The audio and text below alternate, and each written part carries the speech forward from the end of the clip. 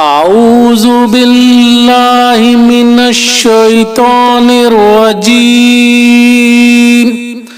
بسم اللہ الرحمن الرحیم۔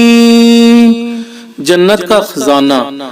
ابو موسیٰ اشعری رضی اللہ عنہ نے بیان کیا کہ ہم رسول اللہ صلی اللہ علیہ وآلہ وسلم کے ساتھ ایک غزوہ میں تھے، اور جب بھی ہم کسی بلندی پر چڑھتے یا کسی نشیبی علاقے میں اترتے تو تکبیر بلند آواز سے کہتے۔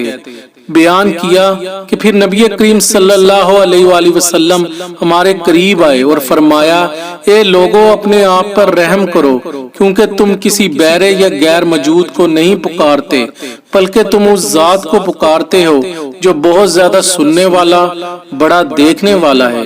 پھر فرمایا، اے عبداللہ بن قیس، کیا میں تمہیں ایک کلمہ نہ سکھا دوں جو جنت کے خزانوں میں سے ہے؟ وہ کلمہ ہے لا حول ولا قوت الا باللہ، یعنی طاقت و قوت اللہ کے سوا اور کسی کے پاس نہیں ہے۔